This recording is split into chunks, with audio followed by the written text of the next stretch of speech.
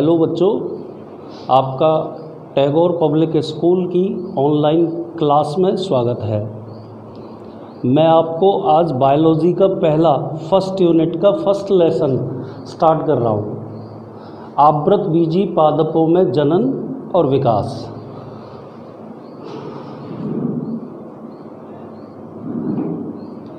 आवृतबीजी पादपों में जनन व विकास। देखो बेटा, इस चीज़ के अंतर्गत इस पाठ में अपन को केवल दो चीज़ें पढ़नी है, ठीक है ना। एक तो पुष्प की संरचना, वो भी मैं कारण बताऊंगा कि पुष्प के बारे में क्यों पढ़ेंगे, ठीक है बेटा। पुष्प की संरचना और उसके अलावा जनन, जैसा कि आप छोटी कक्षाओं में पढ़ के आए हैं। बेसिकली जनन दो प्रकार का अपन पढ़ेंगे, एक तो अलैंगिक जनन, जैसे कि इन सेंस ऑफ प्लांट कायिक प्रवर्धन कहते हैं, कायिक प्रवर्धन या कायिक जनन, इसके बारे में विस्तार से पढ़ना है इस लेसन में। और दूसरा बेटा लैंगिक जनन, लैंगिक जनन, ठीक है ना। एक्चुअल में ये जो पाठ अपन शुरू कर रहे हैं फर्स्ट यूनिट का फर्स्ट लेसन, ये दो भागों में बटा हुआ है। तो आज अपन बेटा इस क्लास में पुष्प की स्ट्रक्चर और इससे संबंधित सारी चीज़ें क्लियर कर लेंगे, और इससे अगली क्लास में अपन जनन के बारे में पूरा पढ़ लेंगे, ठीक है। तो अब अपन स्टार्ट करते हैं पुष्प की संरचना। उससे पहले आपको एक चीज़ और मैं बता देता हूँ, ध्यान से सुने। पीढ़ी एकांतरण, पीढ़ी एकांतरण। देखो बेटा, जैसा कि नाम से पता चल रहा है, पीढ़ी एकांतरण का मतलब होता है पीढ़ियों का क्रमवार परिवर्तन, ठीक है। जैसे आवृतबीजी जो पादप होते हैं, आवृतबीजी पादपों में मुख्य पादप शरीर बीजाणुद्भिद होता है, बीजाणुद्भिद, और इसको बेटा इंग्लिश में बोलते हैं स्पोरोफाइटिक प्लांट, स्पोरोफाइटिक प्लांट। आवृतबीजी पादपों में मुख्य पादप शरीर बीजाणुद्भिद या स्पोरोफाइट होता है, ठीक है। और जो ये बीजाणुद्भिद है, ये द्विगुणित पीढ़ी को इंडिकेट करता है। इसका मतलब ये हुआ कि आवृतबीजी पादपों का मुख्य पादप शरीर द्विगुणित होता है। आप इसे ऐसे भी समझ सकते हैं कि पादप के विभिन्न भाग, जैसे जड़, तना, पत्ती, शाखाएं, इवन ऑल्सो पुष्प, ये सब द्विगुणित होते हैं। आवृतबीजी पादपों का मुख्य पादप शरीर बीजाणुद्भिद होता है, या अपन यूं कह सकते हैं कि ये बीजाणुद्भिद पीढ़ी को निरूपित करता है। और ये पीढ़ी आवृतबीजी पादपों में दीर्घजीवी होती है, दीर्घजीवी, ठीक है ना। अब इसके बाद अपन दूसरी पीढ़ी के बारे में बात करते हैं, और दूसरी पीढ़ी को अपन बोलते हैं युग्मकोद्भिद, जिसको अपन इंग्लिश में कह सकते हैं गैमेटोफाइट, ठीक है, गैमेटोफाइट। और गैमेटोफाइट का मतलब होता है अगुणित पीढ़ी। तो एक्चुअल में अब जैसे अपन इन पादपों में पीढ़ी एकांतरण की कल्पना करें, तो चूंकि इनका मुख्य पादप शरीर द्विगुणित होता है, बीजाणुद्भिद पीढ़ी को निरूपित करता है, लेकिन जब इनमें युग्मकों का निर्माण होता है, तो चूंकि युग्मक अगुणित होते हैं, तो वो युग्मक यानी कि परागकण, यानी कि लघु बीजाणु, यानी कि अंड, वो सभी युग्मकोद्भिद अथवा गैमेटोफाइटिक पीढ़ी का निरूपण करते हैं। तो अपन इन शॉर्ट ये कह सकते हैं कि आवृत बीजी पादपों में बीजाणुद्भिद अथवा स्पोरोफाइटिक पीढ़ी दीर्घजीवी होती है, जबकि युग्मकोद्भिद या गैमेटोफाइट पीढ़ी अल्पजीवी होती है तथा इन पीढ़ियों का क्रमवार एकांतरण चलता रहता है। ठीक है, तो यही घटना कहलाती है पीढ़ी एकांतरण। क्लियर? अब देखो, अब अपन डायरेक्ट पुष्प की स्ट्रक्चर पे आ जाते हैं। देखो, पुष्प की संरचना, सबसे पहली बात तो आपको पुष्प की परिभाषा याद करनी है। आवृत बीजी पादपों में पुष्प लैंगिक जनन के लिए एक रूपांतरित प्ररोह है, जिसमें नर जननांग के रूप में पुंकेसर और मादा जननांग के रूप में स्त्री केसर विकसित होते हैं। पुष्प, एक बार मैं रिपीट कर रहा हूं पुष्प की डेफिनेशन। आवृत बीजी पादपों में पुष्प लैंगिक जनन के लिए रूपांतरित प्ररोह है, जिसमें पुंकेसर नर जननांग के रूप में तथा स्त्री केसर मादा जननांग के रूप में विकसित होते हैं। तो बेटा ये तो पुष्प की परिभाषा हो गई। अब आपको एक छोटी सी चीज़ और समझनी है, उसके बाद अपन डायरेक्टली स्ट्रक्चर ऑफ फ्लावर पे आ जाएंगे। और वो चीज़ आपको ये समझनी है कि यदि आप किसी पुष्प की संरचना का अध्ययन करें तो उस पुष्प को किस प्रकार से काटा जाए। एक्चुअल में बायोलॉजी में दो प्रकार की काटे होती है, एक तो होती है ट्रांसवर्स सेक्शन और दूसरी होती है बेटा लॉन्गिट्यूडनल सेक्शन, यानी कि टीएस और एलएस। टीएस को तो अपन बोलते हैं अनुप्रस्थ काट और एलएस को अपन बोलते हैं लॉन्गिट्यूडनल सेक्शन या अनुदैर्ध्य काट। अब थोड़ा सा यदि आप दिमाग लगा के सोचें तो बेटा पुष्प की संरचना का अध्ययन उसकी अनुप्रस्थ काट यानी कि टीएस, सभी ध्यान से सुनना, पुष्प की आंतरिक संरचना का अध्ययन उसकी टीएस में नहीं किया जा सकता। पुष्प के आंतरिक संरचना के अध्ययन के लिए पुष्प को लॉन्गिट्यूडनली यानी कि खड़ी काट के द्वारा ही काटा जाता है, ताकि उसके भीतर पाए जाने वाले समस्त ऑर्गन्स को, अंगों को अपन देख सकें। ठीक है, अब मैं पुष्प की संरचना बना रहा हूं, ध्यान से देखना।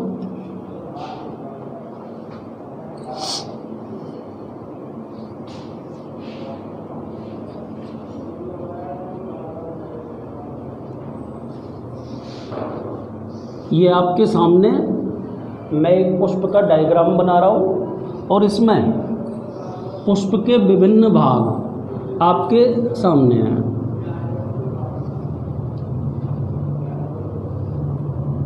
तो अब एक छोटी सी बात आपको गौर करनी पड़ेगी यहाँ पे, जैसा कि अभी मैं आपको बता रहा था कि यदि आपको पुष्प की आंतरिक संरचना का अध्ययन करना है तो उसका अपन को लॉन्गिट्यूडनल सेक्शन यानी कि खड़ी काट, उदग्र काट ही काटनी पड़ेगी।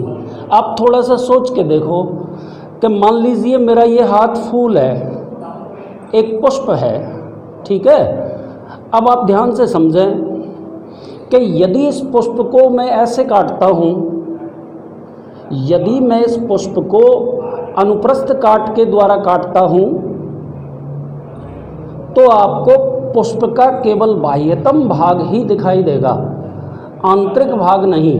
परंतु यदि आप पुष्प का एलएस काटें यानी कि लॉन्गिट्यूडनल सेक्शन, तो आपको अंदर वाले सभी भाग स्पष्ट रूप से दिखाई देंगे।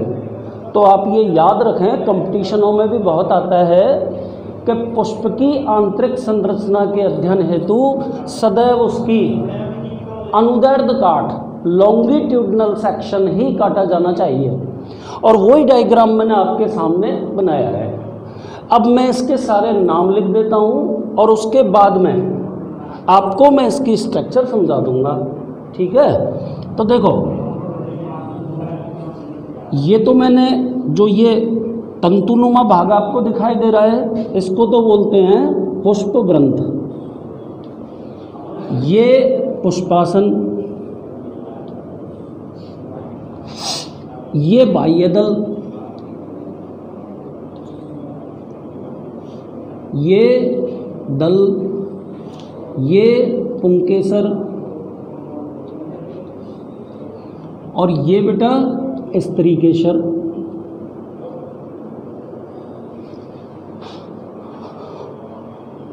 ये पुष्पवृंत का ऊपरी फूला हुआ भाग है, इस भाग को अपन बोलते हैं पुष्पासन।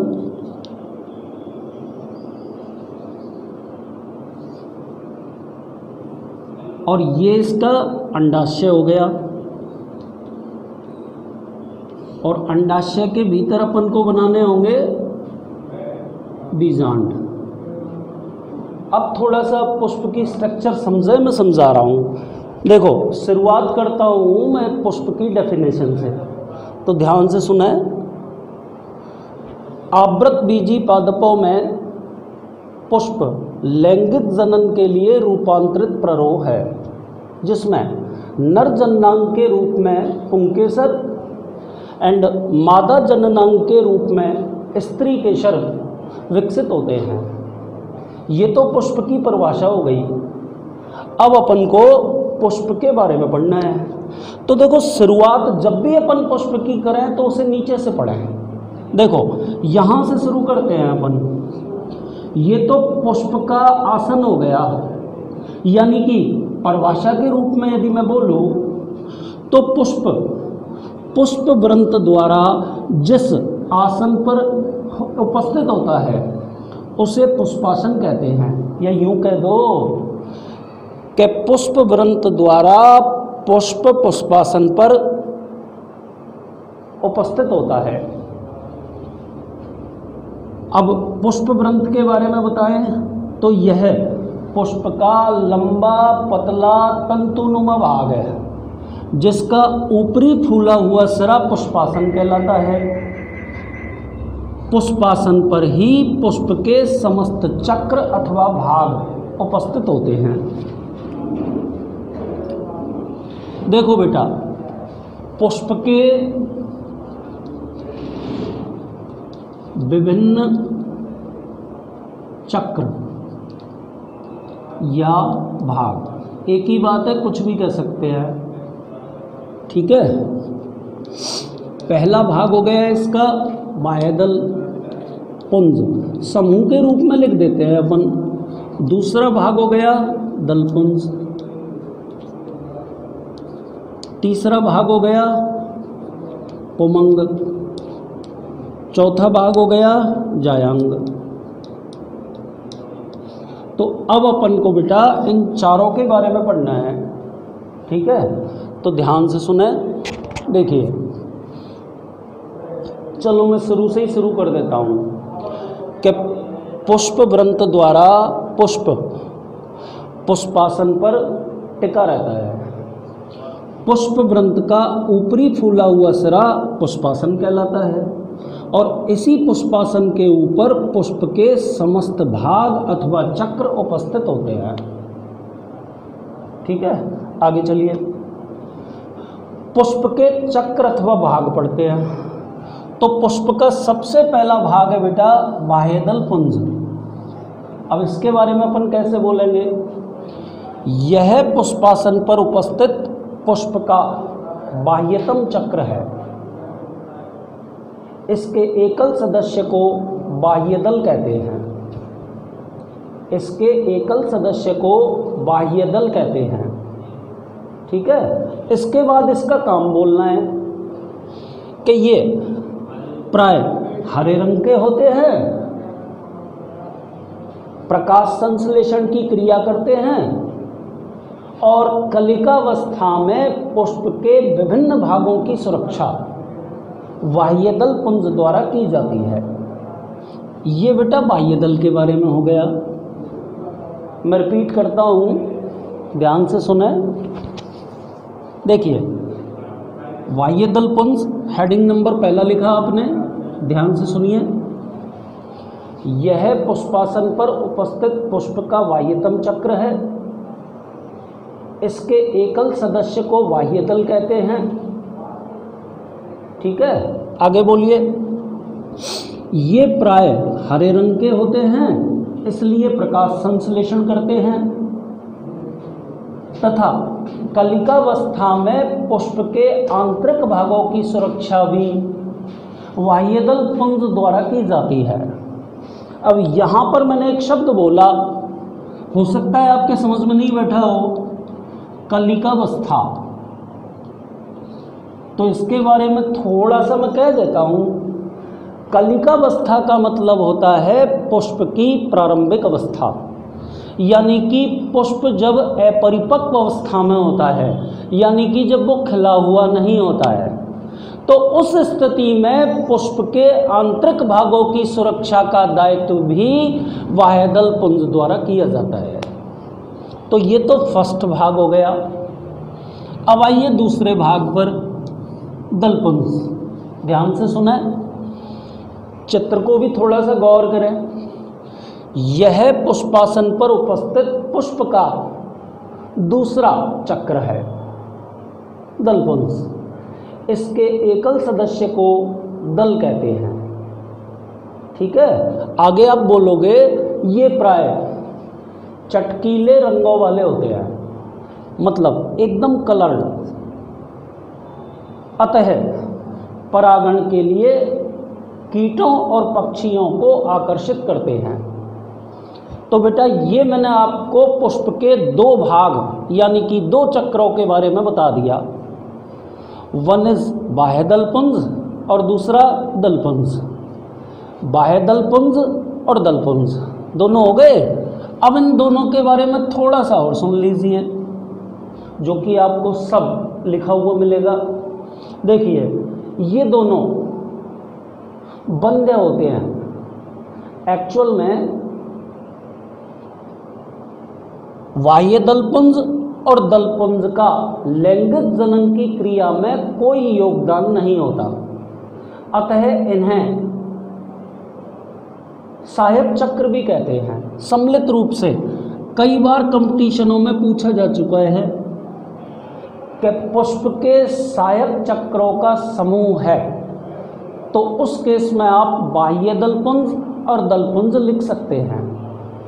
ठीक है, एक बात यहीं पर और गौर कर लीजिए। देखो, बाह्य दलपुंज क्या होता है? बाह्य दलों का समूह। एक्चुअल में क्या है कि पुष्पों में जनरली एक बाह्य दल अथवा एक दल तो होते नहीं है। बाह्य दल अथवा दलों की संख्या सदैव एक से ज़्यादा होती है, अतः इनको ना समूह पुंज के रूप में कहना ही ज़्यादा बेटर होता है। इसलिए ही मैंने आपको हेडिंग्स के रूप में बाह्य दलपुंज और दलपुंज बताए हैं। ठीक है, इसके बाद अपन तीसरे भाग पे आ गए। पुष्प का तीसरा भाग कहलाता है पुमंग।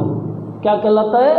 पुमंग। तो अब ध्यान से सुने, क्योंकि यहाँ पर यदि मैं आपसे क्वेश्चन करूँ तो बहुत से बच्चे शायद इसको नहीं बता पाए।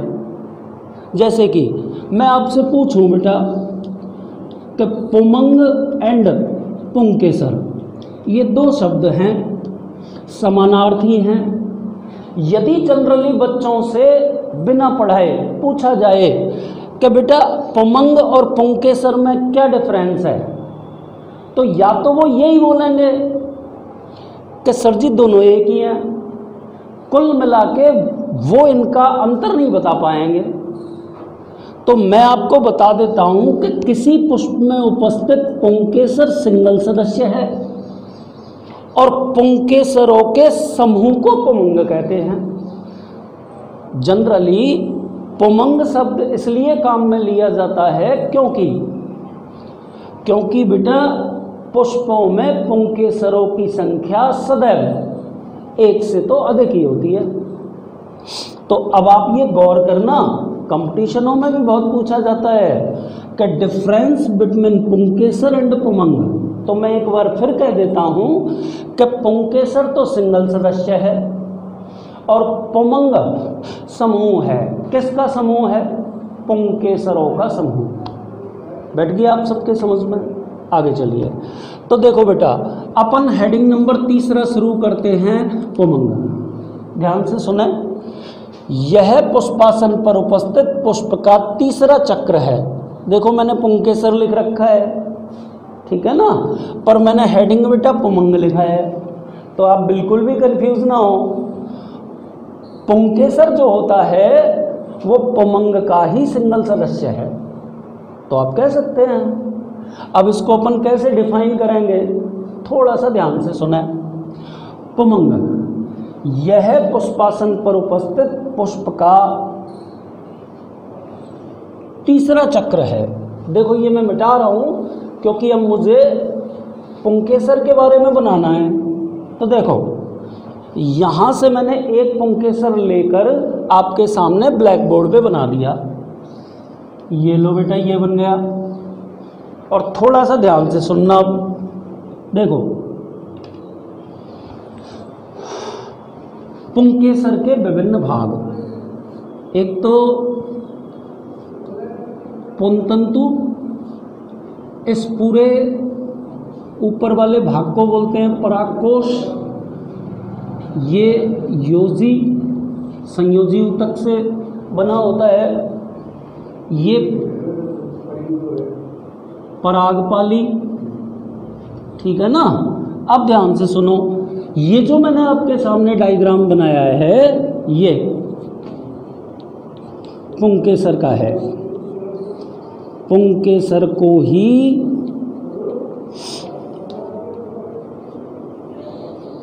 लघु बीजाणुपर्ण कहते हैं। पुंकेसर को लघु बीजाणुपर्ण कहते हैं। अब सबसे पहले तो आप एक पुंकेसर के भाग सुन लो, फिर आप देखना कि इस पुंकेसर में क्या लिखना पड़ता है वो बताएंगे, है ना। देखिए तो देखो ये लंबा पतला तंतुनुमा भाग तो पुंतंतु, उसके बाद में पुंतंतु के शीर्ष पर ये जो संरचना है पूरी की पूरी, इसको बोलते हैं परागकोश, ठीक है। परागकोश का निर्माण 2 परागपालियों से होता है और परागकोश की दोनों परागपालियां योजी, ये लाइन योजी नामक संयोजी ऊतक द्वारा आपस में जुड़ी रहती हैं, ठीक है ना। तो एक और बात, ये पुष्प में नर जननांग के रूप में कार्य करता है। तो अब जैसे अपन का वो जो हेडिंग चल रहा था, पहला हेडिंग तो था बाह्य दलपुंज, दूसरा हेडिंग था दलपुंज, तीसरा अब अपन पढ़ रहे हैं पुमंग के बारे में।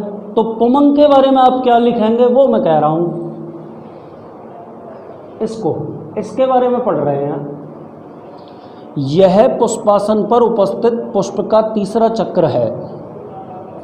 इसके एकल सदस्य को पुंकेसर कहते हैं। क्या बोलते हैं? पुंकेसर। यह लघु बीजाणुपर्ण भी कहलाता है और पुष्प में नर जनन अंग के रूप में कार्य करता है। पुष्प में नर जनन अंग के रूप में कार्य करता है। अब इसी में अपन को जोड़ देनी है बेटा इसकी स्ट्रक्चर पुंकेसर की। तो मैं बता रहा हूं, आपके सामने बोर्ड पे बनी भी हुई है। देखो प्रत्येक पुंकेसर में एक लंबा पतला तंतुनुमा पुंतंतु पाया जाता है। पुंतंतु के शीर्ष पर परागकोश होते हैं। परागकोश का निर्माण 2 परागपालियों से होता है। परागकोश की दोनों परागपालियां योजी नामक संयोजी ऊतक द्वारा आपस में जुड़ी रहती हैं, ठीक है ना। आगे आप बोल दोगे कि परागकोशों के भीतर परागकण या लघु बीजाणु निर्मित होते हैं। ठीक है ना, जो परागण की क्रिया में मदद करते हैं। तो ये पुंकेसर पुमंग के बारे में हो गया। एक बार दोबारा कह रहा हूँ, पुमंग के बारे में ध्यान से सुनना। यह पुष्पासन पर उपस्थित पुष्प का तीसरा चक्र है।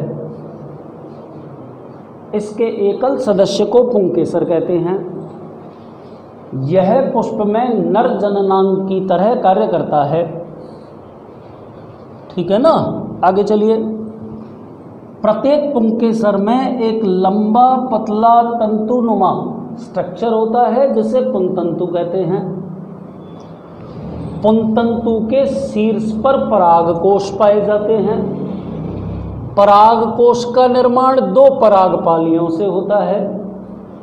परागकोश की दोनों परागपालियां योजी नामक संयोजी ऊतक द्वारा आपस में जुड़ी रहती हैं। ठीक है। परागकोश के भीतर परागकण या लघु बीजाणु बनते हैं जो परागण की क्रिया में भाग लेते हैं। तो आपको ना पुमंग में केवल इतना ही लिखना है। और अब आ गए अपन चौथे भाग पर, जिसका नाम क्या बताया था बेटा मैंने, जायांग। तो बेटा जैसे अपन ने पुमंग और पुंकेसर में डिफरेंस पढ़ा था, सेम वे जायांग और स्त्री केसर, इनको भी इसी प्रकार से बोलेंगे कि स्त्री केसर तो सिंगल सदस्य होता है और स्त्री केसरों के समूह को जायांग बोलते हैं। तो अब अपन को जायांग में क्या लिखना है वो मैं कह रहा हूं। तो आप बोलोगे कि यह पुष्पासन पर उपस्थित पुष्प का सबसे भीतरी चक्र है। इसके एकल सदस्य को स्त्री केसर या अंडप कहते हैं। क्या बोलते हैं? अंडप। अब इसकी भी स्ट्रक्चर देख लो आप, यहां बना रहा हूं, ये बना दिया, इस तरह से होता है ये। इसके नाम देख लो, ये तो फूला हुआ भाग अंडाशय, अंडाशय के भीतर पाए जाते हैं बीजांड, ये वर्तिका और ये वर्तिकाग्र। अंडाशय, अंडाशय के भीतर बीजांड, वर्तिका एंड वर्तिकाग्र। तो आपने हेडिंग लिखा जायांग, तो उसको कैसे डिफाइन कर पाओगे? सुने, पुष्पासन पर उपस्थित पुष्प के भीतरी चक्र को जायांग कहते हैं। इसका एकल सदस्य स्त्री केसर या अंडप कहलाता है। एक ही बात होती है, स्त्री केसर या अंडप। एक नाम और भी है इसका, गुरु बीजाणु पर्ण, क्योंकि आगे जाके गुरु बीजाणु, आगे अगली क्लासों में समझाऊंगा, लघु बीजाणु जनन, गुरु बीजाणु जनन, तो सब यही आएंगे। ये यूनिटी पूरी ऐसी है। तो मैं आपको बता रहा हूँ कि स्त्री केसर अथवा अंडप को गुरु बीजाणु पर्ण भी कहते हैं, क्योंकि इसमें ना गुरु बीजाणु जनन की क्रिया के द्वारा गुरु बीजाणुओं का निर्माण होता है। चलो अभी इसकी संरचना पे आओ। स्त्री केसर, हाँ एक और बात, ये पुष्प में मादा जननांग की तरह कार्य करता है। इसका आधारी फूला हुआ भाग अंडाशय कहलाता है। अंडाशय में बीजांड पाए जाते हैं। अंडाशय के ऊपर उपस्थित लंबी पतली नलिकाकार रचना वर्तिका कहलाती है और वर्तिका के शीर्ष पर प्राय द्विपालित। एक्चुअल में प्राय इसलिए लगा दिया कि अधिकांश पादपों में पुष्पों की जो वर्तिका होती है वो द्विपालित होती है। आपने भी चित्रों में जनरली ऐसा देखा होगा, एक पाली, द्विपाली, द्विपालित। अलग बहुपालित भी हो सकती है, मोनो एक पाली वाली भी हो सकती है जनरली। ठीक है, अब आप आगे चलिए कि पुंकेसर और स्त्री केसर चूंकि लैंगिक जनन की क्रिया में भाग लेने वाले, लैंगिक जनन की क्रिया में भाग लेने वाले पुष्प के भाग हैं, अतः इन दोनों को सम्मिलित रूप से जनन आवश्यक चक्र कहते हैं। तो ये पुष्प की संरचना हो गई। पुष्प की संरचना को एक बार मैं दोबारा से पूरी की पूरी रिपीट कर रहा हूँ, उसके बाद अपन आगे चलेंगे। थोड़ा सा ध्यान से सुना है क्योंकि चित्र और डायग्राम आपके सामने ब्लैक बोर्ड पे बना हुआ है। अब सिर्फ आपको मुझे ये रिपीट करके बतानी है। तो देखो, शुरुआत करते हैं अपन पुष्प की संरचना से, पुष्प की परिभाषा से। तो आवृत बीजी पादपों में पुष्प लैंगिक जनन के लिए रूपांतरित प्ररोह है, जिसमें नर जननांग के रूप में पुंकेसर और मादा जननांग के रूप में स्त्री केसर विकसित होते हैं। आगे चलिए। पुष्प वृंत द्वारा पुष्पासन पर टिका होता है, या यूं कह दो कि पुष्प वृंत द्वारा पुष्पासन से जुड़ा होता है। पुष्प वृंत का ऊपरी फूला हुआ भाग पुष्पासन कहलाता है और इसी पुष्पासन पर पुष्प के समस्त भाग अथवा चक्र उपस्थित होते हैं। तो 4 चक्र होते हैं। सबसे पहला चक्र इसमें बाह्यदल पुंज, दूसरा दलपुंज, तीसरा पुमंग और चौथा जयंग। सबसे पहला बाह्यदल पुंज, क्या लिखोगे आप इसमें? पुष्पासन पर उपस्थित पुष्प के बाह्यतम चक्र को बाह्यदल पुंज कहते हैं। इसके एकल सदस्य को बाह्यदल कहते हैं। ये पुष्पों में देखो, आप कह सकते हैं कि हरे रंग के होते हैं, अतः प्रकाश संश्लेषण करते हैं। साथ ही कलिकावस्था में पुष्प के आंतरिक भागों की सुरक्षा का दायित्व भी बाह्यदल पुंज द्वारा निभाया जाता है। ठीक है। अब दूसरे भाग पे आ गए, दलपुंज। दलपुंज में आप क्या बोलने वाले हैं? दलपुंज यह पुष्पासन पर उपस्थित पुष्प का दूसरा चक्र है। इसके एकल सदस्य को दल कहते हैं। दल प्राय चटकीले रंगों वाले होते हैं, यानी कि एकदम गहरे रंगों के। ठीक है ना? दल प्राय चटकीले रंगों वाले होते हैं। अतः पुष्पों में जो पक्षियों और कीटों के लिए आकर्षण होता है वो इन दलों के द्वारा होता है। एक्चुअल में ये परागण की क्रिया के लिए कीटों और पक्षियों को आकर्षित करते हैं। दोनों भाग हो गए, कौन कौन से? बाह्य दलपुंज और दलपुंज। अब आप नीचे एक लाइन ये कह सकते हैं कि चूंकि बाह्य दलपुंज और दलपुंज का लैंगिक जनन की क्रिया में कोई योगदान नहीं होता, अतः इन्हें सहायक चक्र कहते हैं सम्मिलित रूप से। मैं आपको बता चुका हूँ, कई बार ये कंपटीशनों में भी पूछा जाता है कि पुष्प के सहायक चक्र कौन कौन से हैं, तो उसमें ना आप बाह्य दलपुंज और दलपुंज कह सकते हैं। अब आइए तीसरे भाग पर। तीसरा भाग बेटा पुमंग। बहुत सिंपल सी बात, पुष्पासन पर उपस्थित पुष्प के तीसरे चक्र को पुमंग कहते हैं। इसका एकल सदस्य पुंकेसर कहलाता है। इसका एकल सदस्य पुंकेसर कहलाता है। ये पुष्प में नरजन नाम की तरह कार्य करते हैं। ठीक, आगे चलिए। प्रत्येक पुंकेसर में एक लंबा पतला तंतुनुमा भाग उपस्थित होता है जिसे पुंतंतु कहते हैं। ये रहा, पुंतंतु के शीर्ष पर परागकोश पाए जाते हैं।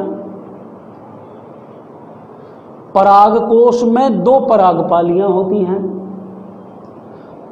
परागकोश की दोनों परागपालियां योजी नामक संयोजी ऊतक द्वारा आपस में जुड़ी रहती हैं। पराग कोशों के भीतर पराग कणों का निर्माण होता है। ठीक है। एंड चौथे भाग पे आइए, जायांग। यह पुष्पासन पर उपस्थित पुष्प का सबसे भीतरी चक्र है। इसके एकल सदस्य को स्त्री केसर या अंडप कहते हैं। यह पुष्प में मादा जननांग की तरह कार्य करता है। अब इसके स्ट्रक्चर के बारे में थोड़ा सा कह देंगे कि ये ना आधारी फूला हुआ भाग, स्त्री केसर या अंडप का आधारी फूला हुआ भाग अंडाशय कहलाता है। अंडाशय में बीजांड पाए जाते हैं। अंडाशय के ऊपर उपस्थित लंबी पतली नलिकाकार रचना वर्तिका कहलाती है और वर्तिका के शीर्ष पर वर्तिकाग्र उपस्थित होता है। ये इसकी स्ट्रक्चर हो गई।